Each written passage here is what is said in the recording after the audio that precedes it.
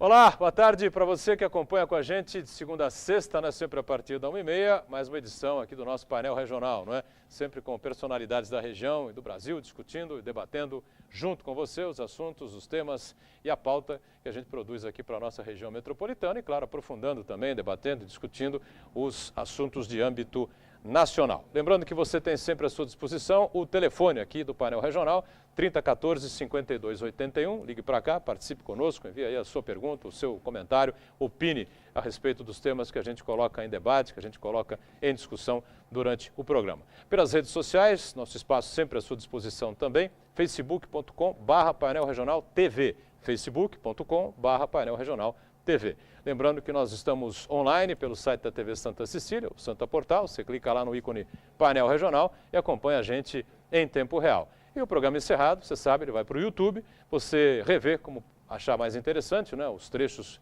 que achar os trechos melhores do programa, na sua opinião, ou o programa por inteiro, você fica sempre à vontade, né?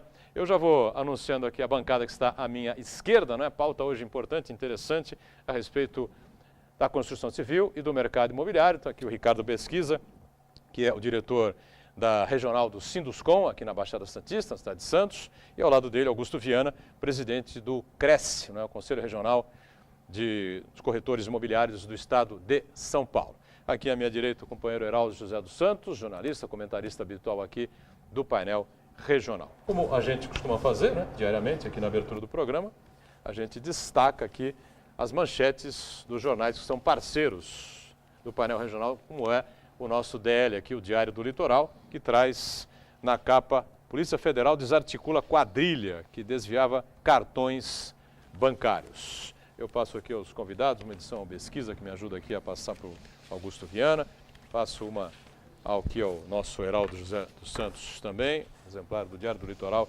desta edição de sexta-feira. E destaco, como sempre, também do mesmo grupo de comunicação do DL, o Gazeta de São Paulo, circula na capital paulista, em mais de 250 cidades do estado, e a manchete envolve a Polícia Federal também. PF investiga vazamento da redação do Enem, o Exame Nacional do Ensino Médio, não é? A Polícia Federal instaurou inquérito nesta quinta-feira, ontem, portanto, para apurar a denúncia de que o tema da redação do Enem vazou lá no Piauí. Pesquisa me ajuda aqui com um exemplar, repassa aqui Augusto Viana, por favor, e o Heraldo José dos Santos recebe também o exemplar do Gazeta de São Paulo. Eu já vou aproveitando para cumprimentar aqui o Ricardo Pesquisa, diretor regional do Sinduscom, aqui em Santos. Pesquisa, obrigado pela presença, boa tarde, tudo bem? Tudo bem, Edgar, boa tarde, telespectador, Heraldo, nosso companheiro Viana. Vamos lá para mais uma participação aqui com você. Com muito prazer. Prazer é nosso receber o Ricardo Pesquisa. Augusto Viana, boa tarde, obrigado pela participação, obrigado pela presença. Tudo bem também? Tudo bem, boa tarde, o prazer é meu, a satisfação é muito grande estar aqui participando com vocês desse programa. Muito obrigado. Obrigado, Augusto Viana, pela participação, pelo convite. Heraldo José dos Santos, mais uma vez conosco, nesta sexta-feira meio turbulenta aí pelo Brasil afora, né, Heraldo? Tudo bem? Lava Jato, estão limpando tudo aí. Boa tarde, Boturão, boa tarde, o seu Augusto, o seu Ricardo e a Ione aqui ao lado.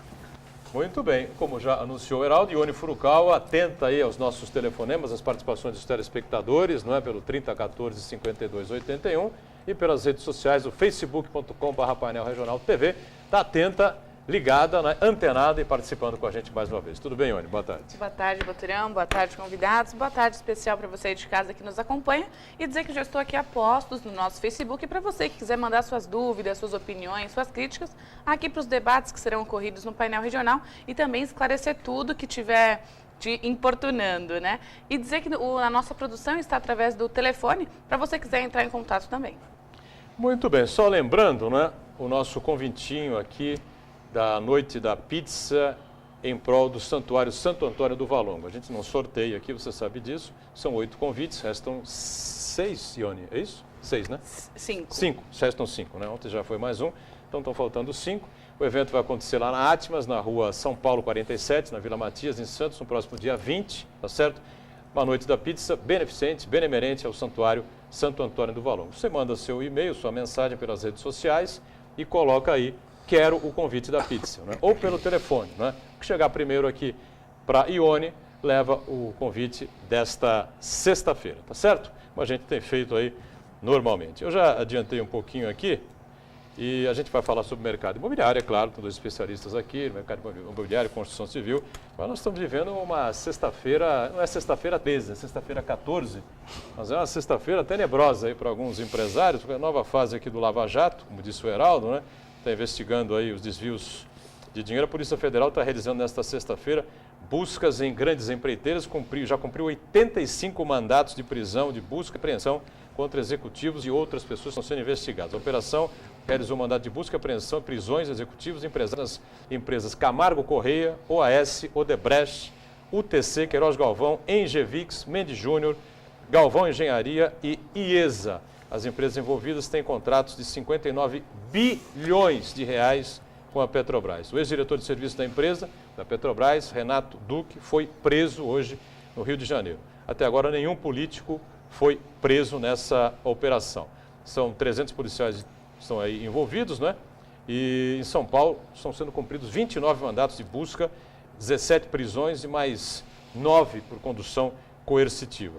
A gente tem aí a informação também que foi preso o vice-presidente da Engevix, Gerson Almada, e o presidente da empresa, Cristiano Koch, foi levado em condução coercitiva, mas já está liberado neste momento. O vice-presidente da empresa Mendes Júnior, Sérgio Cunha Mendes, foi preso no Lago Sul, em Brasília, no Distrito Federal. A Polícia Federal também realizou buscas hoje, de manhã, a partir das 6 horas, 6h30 da manhã, na casa do presidente da UTC Constran, Ricardo Pessoa, é investigado por ter pago propina para obter obras da Petrobras no Rio e em Pernambuco. Tem outra informação também, a gente não tem mais detalhes, o empresário de Santos foi preso no aeroporto de Recife, em Pernambuco, quando embarcava em direção a São Paulo. Ninguém sabe quem é este empresário, é empresário da área de engenharia, essa informação que a gente tem aqui através do site da UOL, mas ninguém sabe quem é.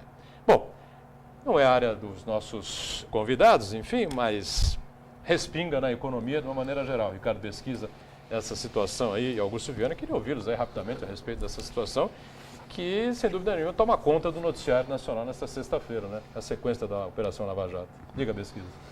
É uma enxurrada, né? Essa enxurrada podia ser no sistema Cantareira, né? Para melhorar o nosso volume de água. E eu confesso a você que, com 54 anos, eu nunca vivi um momento tão difícil no país como nesse, com essa falta de credibilidade que estamos nesse momento com o governo e com essa quantidade de corrupção que a gente está vivendo. Eu confesso a você que a gente, como empresário, está bastante desanimado com essa situação. Muito bem, Augusto Viana, que tem aí uma amplitude grande, não é? Dirige a Eucresce há bastante tempo, a nível estadual, tem contatos aí com grandes empresários, com grandes empresas, com o governo do estado, com o governo federal, enfim. Uma avaliação rápida sobre esse momento aí, complicado, estamos acompanhando, né, Viana? Eu vejo isso daí com muita alegria, até, porque pela primeira vez na história eu estou vendo gente grande sendo presa assim, publicamente, né? Eu acho que o país está ficando bom, o país está começando a cuidar das suas feridas. A corrupção é um mal que existe no mundo inteiro e aqui não é diferente de outros lugares. Ainda hoje eu estava ouvindo em Portugal, né? Que coisa tremenda, grandes autoridades lá de Portugal, hoje também tudo na cadeia, porque estavam lavando dinheiro, vendendo vistos para investimentos em Portugal, uma coisa fora do comum, né? Lavagem, branqueamento de valores, é o termo usado lá em Portugal. Mas quando vê essas pessoas sendo presas, eu acho que é motivo de muita alegria, o povo deve comemorar, porque o país está cuidando da corrupção, né? E até então só se via político envolvido em questões de corrupção. E agora começa a ver aí o outro lado. Eu acho muito importante porque aquele que paga propina é tão criminoso quanto aquele que recebe. E aquela desculpa, se eu não pagar, eu não consigo fazer a obra, se eu não pagar, eu não consigo. Absolutamente, não se deve pagar propina em nenhuma situação, deve-se denunciar e a população tem que acostumar com isso. Começa lá embaixo, naquelas pequenas fiscalizações de pequenas obras, onde pequenas gentilezas são requeridas para que você possa fazer determinadas questões, isso tudo tem que ser muito bem fiscalizado. E quando você vê gente poderosa como essas indo para a cadeia, é motivo de muita satisfação saber que o país está pondo a limpo a sua situação. Corrupção todos nós sabemos que existe, no Brasil e no mundo, né? E ela não começou no Brasil, né? A primeira chave em tampão de gasolina na história foi colocada na Itália, né? Até então os carros andavam com o tampão aberto, só desenroscar. Aí na Itália colocaram a chave porque tinha problema. Eu estava nos Estados Unidos esses dias agora, a trabalho, e numa grande cidade, e na porta do hotel foi um cidadão esfaqueou o outro, né? Estilo assim, noia, mais ou menos, esses andarilhos de rua, mas deu uma facada no outro lá. Então a gente se sente no Brasil, né? E eu estava lá na terra do Obama, hein? E se vê que o mundo todo tem problemas, tem dificuldades. E eu acho muito bom que no Brasil a Polícia Federal está tendo a liberdade de pôr na cadeia quem está cometendo crime. Eu acho que a população tem que comemorar e colaborar com as autoridades e denunciar o que sabe de errado. Eu lá no Cresce eu vivo muito baseado em denúncias para descobrir quem está cometendo irregularidades no mercado imobiliário. Então, aquele que denuncia é o cidadão que merece todo o nosso respeito, aquele que faz as denúncias. E essas prisões aí mostram, né, nos encorajam a continuar no caminho certo, buscar denunciar e comemorar. O Brasil certamente está melhorando com isso. O Augusto Viana, né, Heraldo, em pesquisa, coloca, já estamos acostumados a ver apontados os corruptos, né? Aqueles que realizavam e apareciam, os políticos, os diretores de empresas, enfim. Mas tem o outro lado da moeda, que é o corruptor. O corruptor, né? Exatamente. E que nesta operação Lava Jato eles estão aparecendo. Né? E ainda que se diga que não foram eles que propuseram as propinas, que foram instados a fazer isso, mas também incorreram no mesmo risco, no mesmo erro. Está corretíssimo o seu Augusto, o Ricardo, o país precisa ver isso. E mais ainda, todas essas prisões de hoje são desdobramentos, né, do depoimento lá daquele diretor da Petrobras, que foi beneficiado. Paulo Roberto Costa, né? Ex-diretor, está preso. Exatamente. E o doleiro Youssef. Beneficiados ambos pela delação premiados. Muitos criticaram e tal, mas nós já comentávamos aqui em outros programas que esse instituto é salutar, porque você só descobre mesmo partindo de gente lá de dentro. Os grandes crimes, os cartéis de crimes organizados, para você chegar nos cabeças, nos chefes, nos capos, tem que ser através desses benefícios da legislação. Começou na Itália, passou para os Estados Unidos e agora a gente está vendo. E mais interessante ainda, Boturão e telespectadores, é que a Polícia Federal se esmere mesmo nessas investigações. Para quê? Para que essas empresas, uma vez confirmados os ilícitos, a corrupção, as irregularidades, elas fiquem proibidas de contratar com o poder público. Esse é uma dos gravames da pena para essas empresas. Você imagine uma empresa que sobrevive só do poder público ficar proibida de contratar com o poder público durante 10, 15, 20 anos. Realmente vai ter que mudar a sua forma de atuação e outros nichos de mercado. Porque, perfeito, confirmando isso, realmente vão banir esses corruptores e corruptos. Todos se aliam. Pegando esse gancho aqui do Heraldo, ou Pesquisa e Augusto Viana, quem serão as empresas que vão se apresentar para concorrer agora à licitação de grandes obras? Né? Porque as grandes empresas, eu citei aqui praticamente todas essas empreiteiras de grande porte que fazem as obras mais importantes pelo país afora. Né? É uma condição técnica que tem que ter o ART, o acervo técnico, para poder entrar nessas concorrências, que deve haver uma parceria com algumas empresas de fora que possam vir fazer com novas empresas aí que vierem a participar dessas concorrências, né? Realmente nós estamos com aquela sensação de que o último que sair apaga a luz e fecha a porta. Do jeito que está indo não vai ficar ninguém, né? Agora o país vai sobreviver, vai caminhar, nós vamos... como bem disse o Viana, quando eu falei do desânimo, é o desânimo do empresário, no sentido de fazer investimento, em função da falta de credibilidade. Mas realmente louva-se o trabalho da Polícia Federal e que ele se estenda para o Judiciário, para poder punir essas pessoas dentro do nosso sistema. Claro que o processo é longo, né, Augusto Viana? Evidentemente que ninguém está condenando, ninguém condena ninguém. O que está sendo realizado pela Polícia Federal ainda haverá processo, evidentemente, julgamentos, enfim, as ações judiciais vão prosseguir, enfim, de acordo com as provas que forem apresentadas, claro. Mas as grandes empresas, as grandes empreiteiras do país estão todas aí nesse balaio aí. Pois é, mas uma condenação nesse sentido demora anos para acontecer, né? E com certeza existe as subempreiteiras e contratos mil. Eu acho que problema de empresa para executar obra no país não tem, né? Isso daí eu acho que seria até irrelevante. Mas o que fica registrado é o seguinte: principalmente para aqueles que são investidores internacionais. Quando um país tem essa pecha de corrupção, ele fica muito visado, as pessoas têm medo de vir fazer esse investimento. E quem vem são aqueles que não têm medo, né? São aqueles que topam qualquer parada, que, portanto, vêm para participar da corrupção. E o anúncio dessas prisões, isso daí assusta esse pessoal, né? Sabe que a polícia está atenta. Concordo plenamente com o que foi dito pelo Heraldo, a questão aí da delação premiada é um dispositivo sensacional, porque faz com que a verdade venha à tona. Ninguém é bobo de ficar segurando um rojão para outro e acaba denunciando. E a repercussão disso daí no mundo todo é muito boa. E o Brasil, eu participo lá do Conselho de Controle de Atividades Financeiras, do COAF.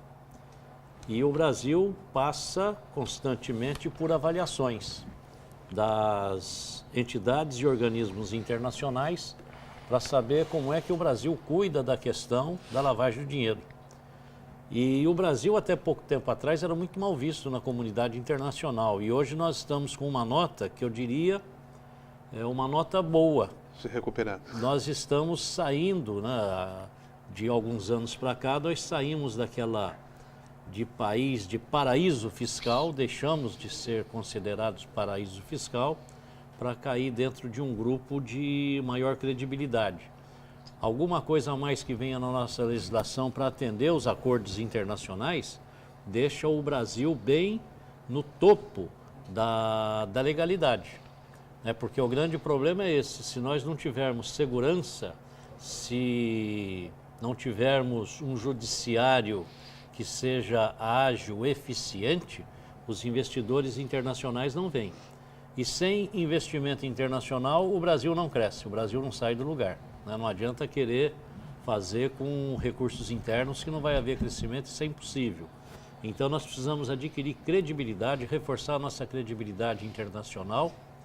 E esse tipo de ocorrência, quando descoberto e as ações tomadas de imediato, como estão sendo tomadas, isso traz uma grande credibilidade para o nosso país. Já tem telespectador entrando em contato, né, para falar sobre esse tema, né? Exatamente. O Cosme, da Areia Branca em Santos, pergunta e diz ao doutor Heraldo: eu só acredito nessa operação Lava Jato quando ver os políticos que estão envolvidos, tanto do partido do governo como os aliados desses partidos, serem presos pela Polícia Federal e perderem seus mandatos. Aí sim acreditarei. Qual a opinião do doutor sobre isso? Não, primeiramente, um abraço para o Cosme. A polícia está fazendo o seu papel, Cosme. Eu acho que essa fase de investigação ela tem que ser feita também com parcimônia. Porque, veja, partiu-se da identificação desses diretores que praticavam ilícitos na Petrobras. E a coisa foi se desenrolando, veio a delação premiada, o doleiro também foi ouvido, se beneficiou. Por quê? Apenas os dois iriam receber as penas mais graves. Decidiram falar. Veja o caso, por exemplo, do Marcos Valério, que foi o grande operador do chamado mensalão, o primeiro grande escândalo do governo Lula, do seu primeiro governo. Foram para a cadeia. Agora, se ficaram pouco tempo ou muito tempo, é uma questão da legislação. Nesse caso específico ele, pelo jeito, vai para o resto da vida, né?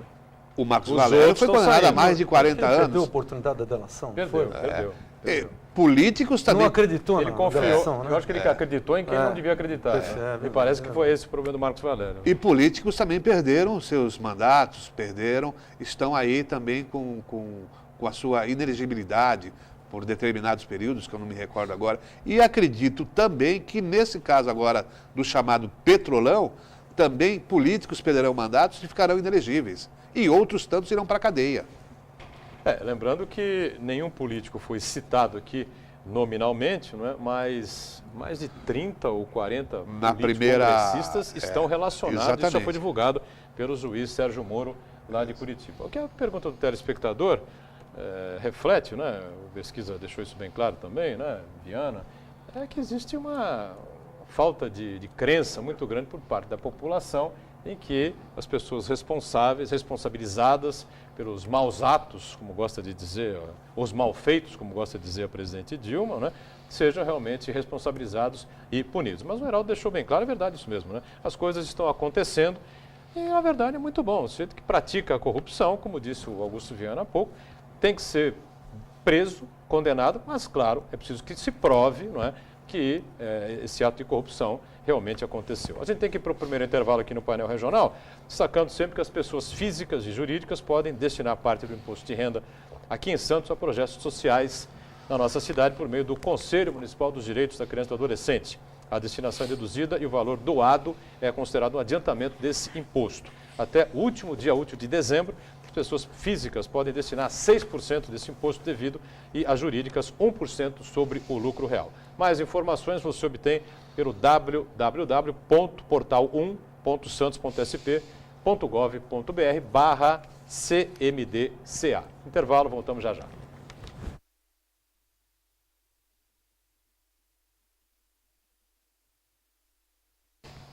Muito bem, estamos de volta, né, com o nosso painel regional, nesta edição com muito prazer recebendo aqui à minha esquerda o nosso Ricardo Besquiza, o diretor regional do Sinduscom, aqui da Delegacia de Santos, Augusto Viana, também participando conosco, presidente do Cresce, né, Conselho Regional dos Corretores de Imóveis do Estado de São Paulo, muito prazer receber os dois aqui.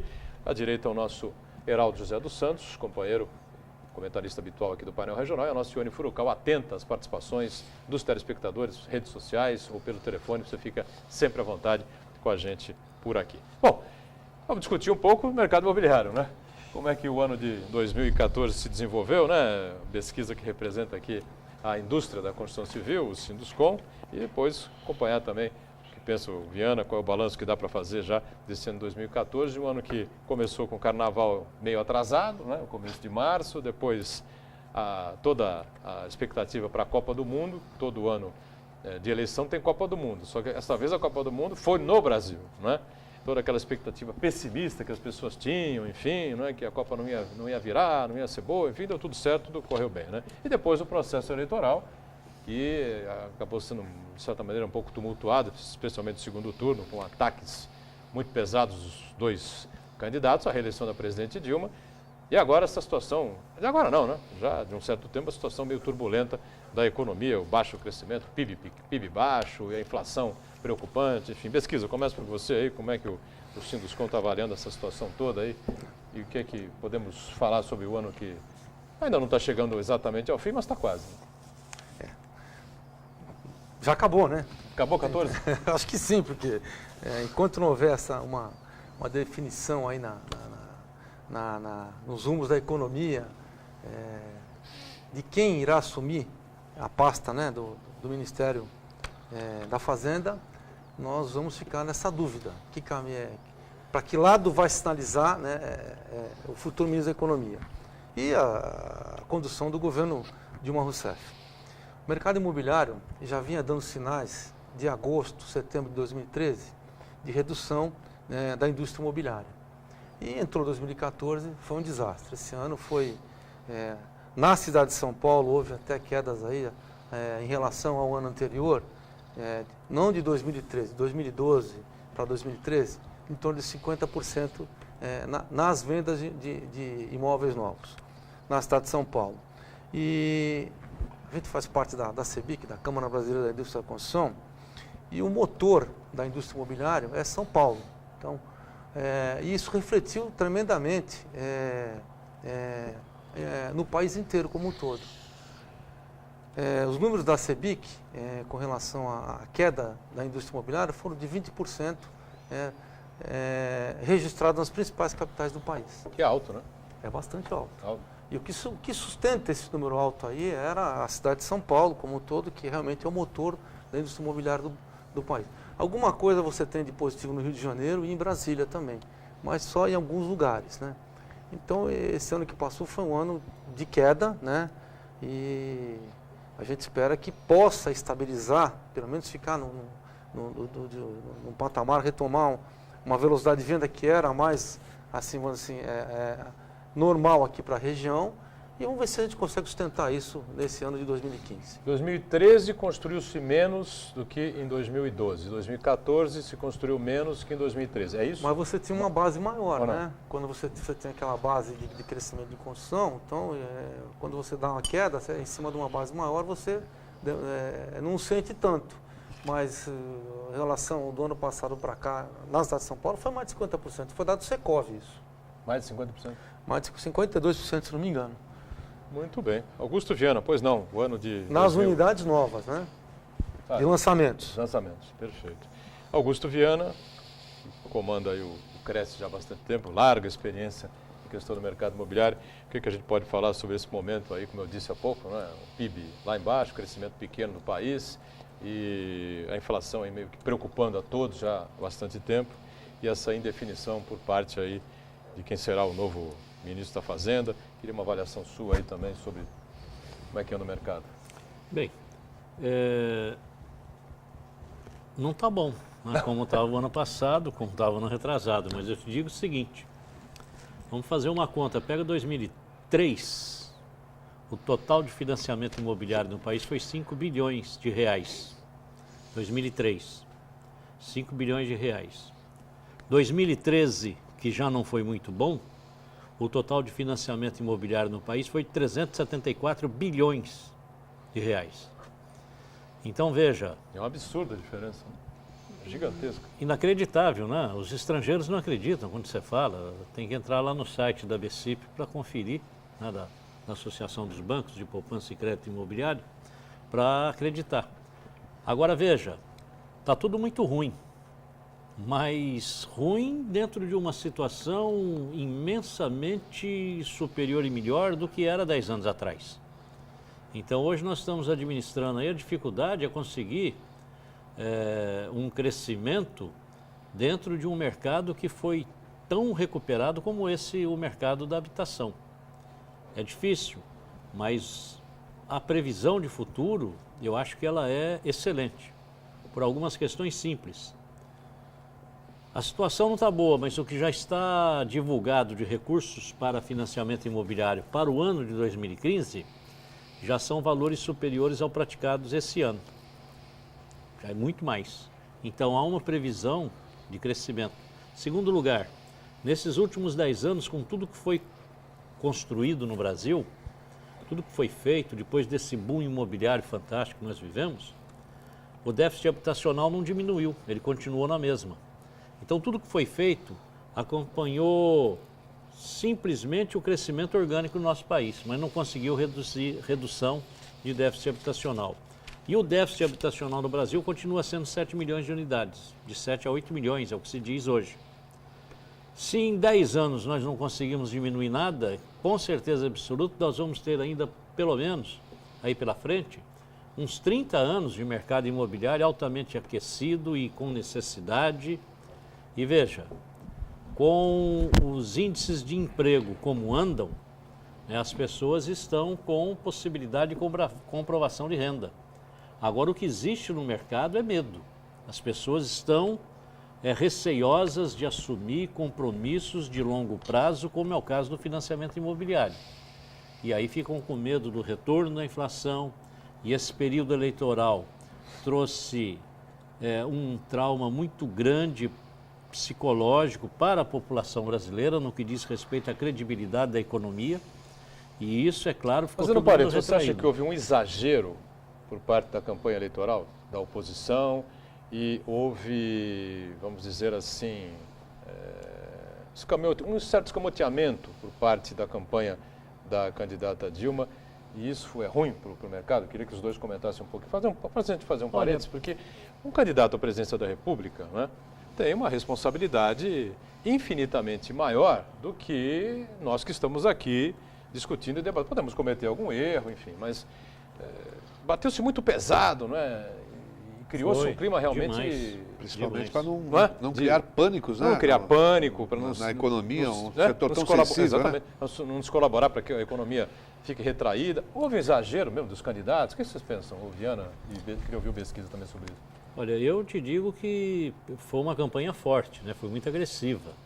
Agora, quem sou eu para dizer que houve exagero ou não, né? Político no mundo inteiro é assim, no momento da eleição. É verdade. É um empurra, uma agressão fora do comum, em qualquer que seja o lugar e qualquer que seja o setor, né? Não adianta, não há setores da sociedade onde há processo eleitoral que o processo eleitoral não seja traumático para aqueles que estão envolvidos.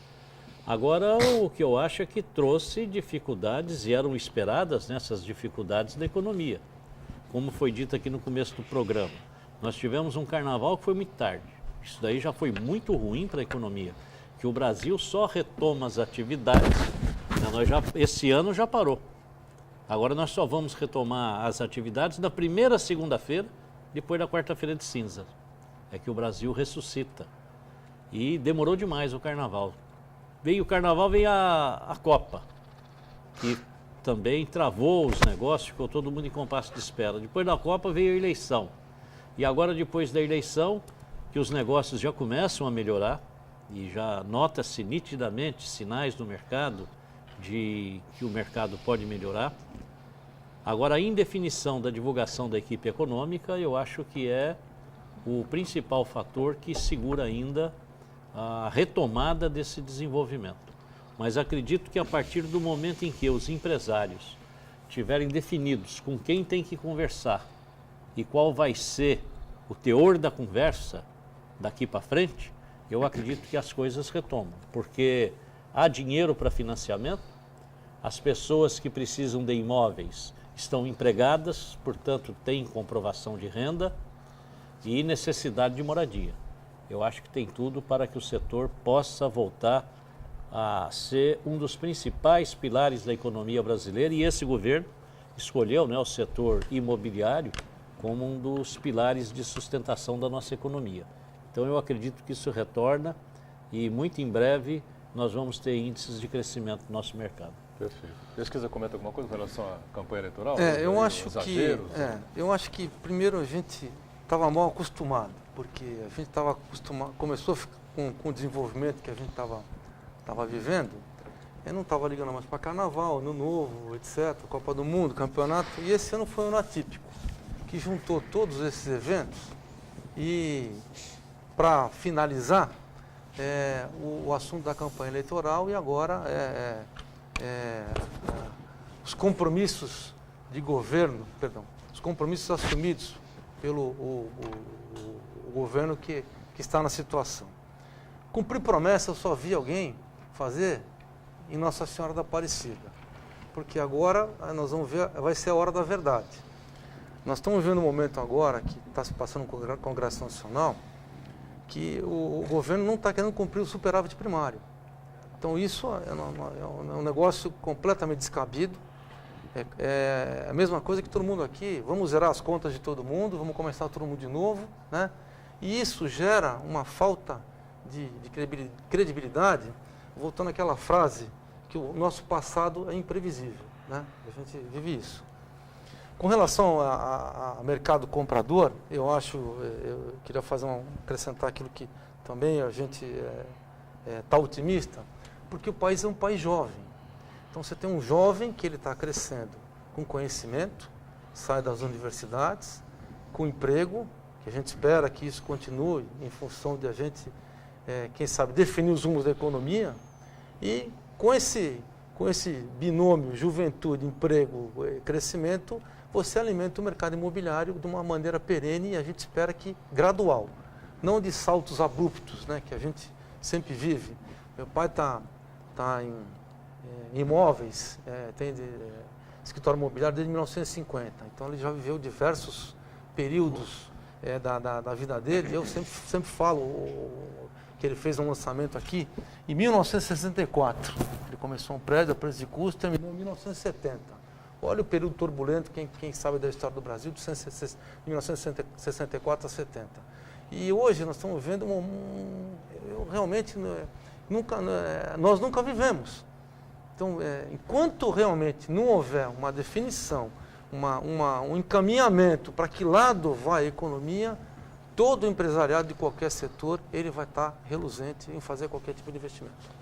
Geraldo, Deixa eu puxar a discussão para o cenário aqui da cidade, Santos especificamente. Nós vivemos aí os últimos anos com grandes lançamentos, e em sua maioria de alto padrão, um padrão um pouco mais elevado, que reforça um pouco as condições das classes menos abastadas, né? E o que se falou também é que o crescimento do setor imobiliário provocou também o êxodo de alguns moradores aqui de Santos para cidades vizinhas, principalmente Praia Grande e Mongaguá. Esse cenário, de fato, existe. Santos corre o risco de se transformar numa cidade em que o custo da habitação vai ser muito caro, então ela vai privilegiar aqueles que realmente têm mais condições, têm mais posses? Você acha? Pesquisa, Viana? No meu ponto de vista, não vai ser caro, não. Ele já é caro faz tempo. Santos é uma cidade atípica. Eu não tenho outro exemplo no Brasil. Acho que Brasília só para comparar com Santos. Em alguns lugares do Rio de Janeiro. Não sei, aqui o mercado de Santos, ele é autofágico, porque o preço subiu tanto que ficou inviável para a maioria das pessoas. E em que pese ser uma das cidades de melhor qualidade de vida no mundo, Santos é uma cidade fantástica. Ela é comparável a grandes capitais brasileiras e ela é maior do que muitas capitais. Tem uma economia muito forte, um porto fantástico, uma tradição tremenda. Santos é um caso atípico, mas a valorização imobiliária aqui, em razão do pré-sal, foi muito grande. Agora imagina, no desenvolvimento do pré-sal, eu fico ainda agora passando lá pelas obras da Petrobras, aquele edifício lá e tal, eu estava imaginando quando aquele complexo todo estiver pronto, né? O que mais vai precisar em Santos de habitação para pessoas de renda média e média alta, né? Então é um público muito bom, é uma cidade bem diferenciada das demais, não tem para onde crescer, então qualquer metro quadrado aqui vale uma fortuna e vale de verdade, né? Não tem bolha imobiliária, não tem nada disso. É uma cidade que teve valorização e continuará tendo, mas não é uma cidade para a classe média baixa ou para qualquer 3 níveis da classe baixa, absolutamente. Eu tenho que fazer o segundo intervalo. Na volta, a gente abre o terceiro bloco com a explicação e opinião do Ricardo Pesquisa em cima desse tema importante e interessante que envolve aqui a cidade de Santos, levantado pelo Heraldo, né?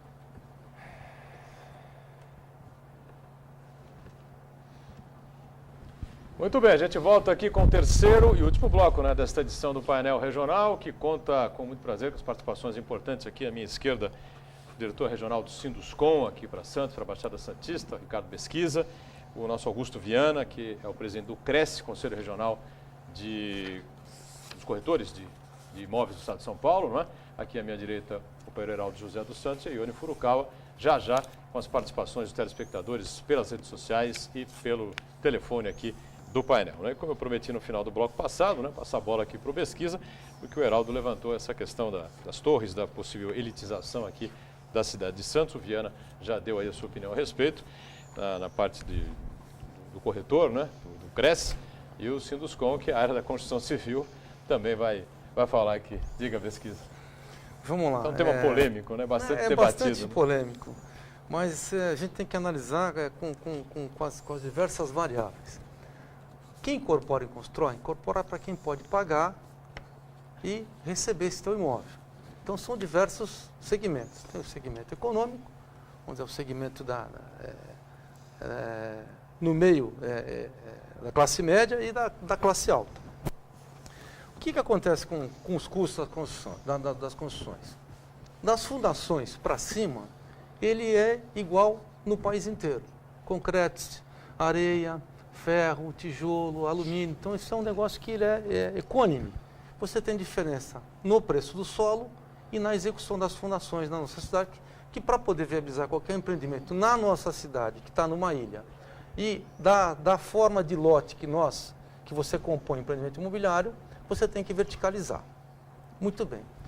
Nesses últimos anos, isso não aparece muito na mídia, mas a mão de obra subiu mais de 50% acima da inflação. Ninguém vai participar ou construir na indústria imobiliária para ficar sem vender. Então, tem um preço final de venda que você aufere dentro do custo, com lucro, pagamento de impostos e seu pessoal, que você tem que encaixar no teu empreendimento imobiliário. Na cidade de Santos, realmente, você só vai conseguir ter venda para uma classe média e uma classe alta. Nós não temos terrenos aqui, nem tipo de situação geográfica aqui, para construção para a classe econômica. Não se viabiliza. Agora, recentemente, a prefeitura, ali em frente à favela que tem, aqui na Senador Feijó, como é que chama aquela favela que tem ali? Tem um terreno que eles veja só. Vila Santa Casa? Vila Santa Casa, isso. Favela, Vila Santa Casa. Santa Casa. Era o caldeirão do diabo. Exatamente. Ela apresentou um edital para fazer um prédio de 20 andares, um terreno na frente, não apareceu nenhum empresário para construir aquilo. Nenhuma empresa se credenciou, porque os custos não fecham. E o empresário da construção, ele vai onde ele pode ter lucro. Como também nessas PPPs aí, nessas parcerias aí, público-privado, que não apareceu ninguém. Se você não der margem de lucro para o empresário, ele não vai participar, não vai aparecer ninguém. Então, os custos das cidades, eles são altos, mas também na medida que as pessoas estão se mudando para São Vicente, para Grande Guarujá, que são cidades boas, tem gente também se mudando para cá, vindo para cá com um poder aquisitivo um pouco maior. Então, a gente acredita que nesses próximos anos, com o desenvolvimento imobiliário que aconteceu em uma série de cidades boas do país, nós vamos ter um crescimento demográfico paulatino na região. Agora, o assunto da Petrobras, na verdade, o que eu coloco aqui? A Petrobras, ela vai vir, o segmento de petróleo vai vir, energia e petróleo, paulatinamente para a região. Nesses últimos anos, só veio uma empresa que se estabeleceu na cidade do Guarujá, que foi a Saipem, que trabalha com tubulação para a indústria de petróleo aqui do Brasil. Eu faço a seguinte comparação. Você, quando sobe a serra, você vai olhar para o mar, quantos navios você vai ver lá? Vai ver 40, 50 navios, que é o nosso negócio aqui da Baixada, é o porto. Essa é a nossa mola mestra de desenvolvimento. A Petrobras está vindo aqui de uma outra maneira, uma parte administrativa, como bem colocou Viana, mas às vezes as pessoas não confundem, né? Fazem uma outra visão. Quando você atravessar a ponte Rio-Niterói, você vai ver o que é a Petrobras na cidade do Rio de Janeiro. Você vai contar, em vez de contar 40 navios, você vai contar 40 rebocadoras offshore. Né? Então, esse negócio da Petrobras não vai vir aqui para a Baixada. Então, essa é a grande diferença. Nossa mola mestra de desenvolvimento aqui é o porto. Perfeito. Temos algumas perguntas aí, né, Ione? O pessoal entrando em contato e querendo participar também com a gente. Exatamente. Antes da pergunta, um lembrete. Parabéns pela presença do presidente do Cresce São Paulo, sempre atuando e zelando pela categoria. Mensagem do Hélio Amarante de Andrade, subdelegado do Cresce de Guarujá. Muito bem. Aí a mensagem ao Augusto Viana. A presença é Exatamente. importante. Nós gostaríamos que o Viana viesse mais vezes aqui. Vamos tentar trazê-los mais vezes, junto com a turma da Construção Civil, com a Secob, com o Sinduscom aqui representado pelo Pesquisa. E agora uma perguntinha do Rafael do José Menino. O boom imobiliário na Baixada já vem durando há alguns anos. Não existem muitos imóveis encalhados e ainda assim as torres continuam subindo? Corremos o risco de ver estourar a tal bolha no mercado imobiliário da região? Bom, bolha imobiliária, o Augusto Viana já disse que Santos não acontece, né, Viana? É isso? De maneira nenhuma. Não acontece pelo seguinte. Os imóveis que foram financiados aqui ao longo desse período, desse boom imobiliário que dizem, eles foram financiados com muito critério, né? Os bancos têm uma maneira muito ortodoxa de analisar o crédito das pessoas. Só empresta para quem comprova que tem condição de pagar, em primeiro lugar. Segundo lugar, o imóvel ele tem que ter preço é feita uma avaliação. O banco manda um avaliador e vai verificar. O ticket médio de financiamento imobiliário no país é de 62% do valor total do imóvel. Então, se o imóvel vale 100, o financiamento médio é de 62. O banco já entra no negócio com uma garantia de 38% acima daquilo que ele está investindo. O bem garante muito mais. E conforme vai passando os meses, a pessoa vai quitando as prestações, a garantia do banco aumenta, o risco diminui. E aí o que acontece? A inadimplência no mercado, aqui no financiamento imobiliário no Brasil, ela é muito baixa, é pouco acima de 1%. Pouco acima de 1%. Ela é muito boa para os bancos, né? É uma segurança tremenda. Então, os papéis de financiamento imobiliários do Brasil, eles são os mais valiosos do mundo, porque eles têm efetivamente uma garantia. Eles estão respaldados numa análise criteriosa de condição de pagamento e uma análise criteriosa do valor do imóvel. Como nós temos um déficit habitacional muito grande, a população continua crescendo e Santos não tem para onde crescer. É evidente que isso só tende a aumentar o preço, não tem como. A lei da oferta e da procura, por mais simples e singela que possa ser, mas ainda é a ferramenta mais eficiente para controle da sociedade, né? Então, se a procura é grande e a oferta é pouca, é claro que o preço sobe. Agora que há muitos imóveis para venda, porém, se nós formos verificar, aqueles que têm preço efetivo de mercado, são vendidos com muita facilidade. A maioria que está para ser vendida é porque estão pedindo acima do que vale, sempre na tentativa de conseguir um pouco mais. Tanto é que as pesquisas do Cresce mostram que no momento do fechamento da transação, há um desconto, em média, nesse ano de 2014, em média de 8% no valor do imóvel. Quando você joga 8% em cima de 500 mil, 600 mil, 1 milhão de reais, é muito dinheiro, é claro. Então, do preço pedido ao preço realizado também tem uma diferença. Mas nada de bolha imobiliária, porque não existe isso. E um detalhe que poucas pessoas se lembram, os índices de emprego no Brasil, eles estão muito bons, então nunca estiveram assim antes. E isso daí, evidentemente, se for mantido, o mercado imobiliário continua pujante, sem dúvida. Muito bem. Geraldo, quer colocar alguma coisa? Perguntar para o Ricardo, ele mencionou várias vezes aqui que Santos não tem mais para onde crescer, é uma ilha, essa coisa toda.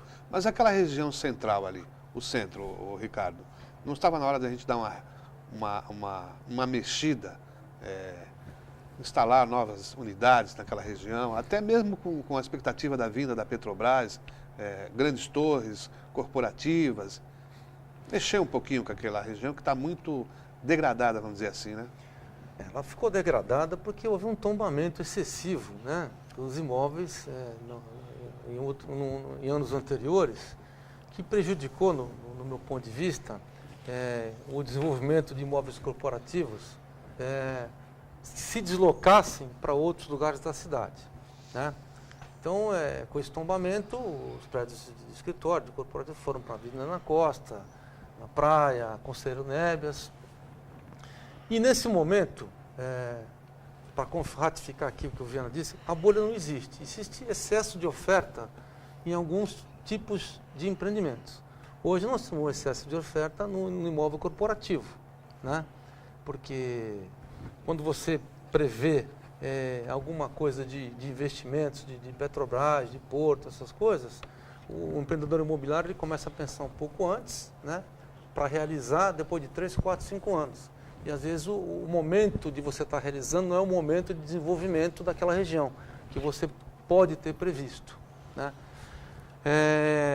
Com relação a gente utilizar o centro de outra maneira, porque nós temos, conforme dados da Sabesp, 100% de água, esgoto, energia aqui na cidade de Santos, então nós não temos esse tipo de problema, né, de infraestrutura aqui na cidade. A gente tem que fazer um negócio chamado operação urbana, pegar aquelas quadras que estão, elas estão degradadas, né?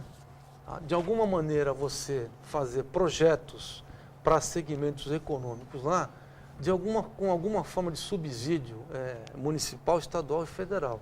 Só assim você vai conseguir viabilizar construção e manter as pessoas aqui de baixa renda, essa construção para o segmento econômico. De outra maneira, a gente não consegue enxergar e não há como fazer isso na cidade de Santos. Queria só fazer mais uma com relação a tombamento, essas coisas. A gente só fazer um parênteses que eu acho oportuno. Nós estamos discutindo aí estacionar carro no canal 3 ou não sei o quê, mas nós tombamos os canais. E tombar sistema de drenagem, Saturnino de Brito está dando volta no túmulo. Aquilo é um sistema de drenagem, de captação de água, tem que ser canalizado e aproveitado o espaço de sua superfície. Está feito aí mais uma crítica com relação a essa questão dos tombamentos da cidade de Santos, sejam eles na área central, dos canais, enfim, está feito o registro. Ione, pois não, mais participações aí com a gente? Mais uma, da Maria Augusta da Encruzilhada. Há cada vez mais prédios em Santos, mas a população da cidade não aumenta. Ao contrário, tem diminuído, segundo explica os censos do IBGE. Como se explica isso?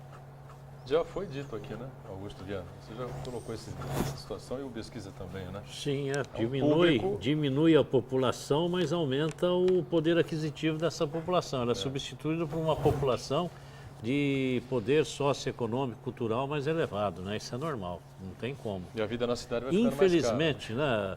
E aqui eu quero até deixar registrado que muitas vezes as pessoas pensam assim, os corretores querem que os imóveis aumentem de preço e custem cada vez mais. O corretor quer realizar a venda, né? O corretor, ele quer atender seus clientes da melhor maneira possível. E se não tiver preço bom, não tem negócio. Então, e o inimigo número 1 da sociedade é a valorização imobiliária. Não há nada mais pernicioso e ruim para a sociedade do que o aumento do preço do imóvel. Ele é excludente, ele tira as pessoas que moram nas regiões mais centrais e joga para a periferia, da periferia para a favela, porque é assim, né? Essa é a lei natural das coisas. Então, a valorização imobiliária, ela não é boa para ninguém, só para o especulador que vive disso. Perfeito. Heraldo, algo mais para completar aqui com os convidados? Um minutinho restando? Essa questão do tombamento, a gente já vem discutindo há algum tempo aqui, seria o caso de os construtores e tal sentar com os nossos legisladores e tentar reverter isso, porque houve uma avalanche, né? Eu recordo sempre, o vereador Banha sempre diz o seguinte, né? Não se pode confundir velharia com aquilo que tem realmente valor histórico. De uma pancada só tombou-se vários prédios velhos aí da cidade, aqueles que nascem árvores no telhado, e aí inviabiliza, né? Não só para o construtor, até mesmo para o morador, que ele não consegue realizar nem uma obra de manutenção. E na Senador Feijó, ele realmente, um imóvel tombado, tombou a fachada. Exatamente. Por sorte, não machucou nenhum munícipe, né?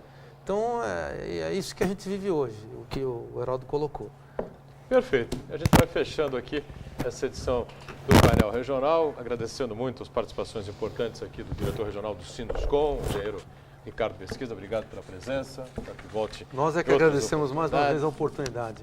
Obrigado, Pesquisa. Sempre um prazer. Augusto Viana, que já há bastante tempo dirige o Cresce, não é? Presidente do Cresce no estado de São Paulo. Obrigado pela participação, prazer recebê-lo. Eu que agradeço. E o nosso Heraldo, sempre conosco, Heraldo José e Ione Furukawa. Obrigado também pelas participações importantes. A você que nos acompanhou. O painel regional sempre de segunda a sexta, 1h30 da tarde. Reprise às 8 da noite. Sábado tem painel regional às 3 da tarde. E aos domingos estamos juntos às 5 da tarde. Obrigado. Tchau.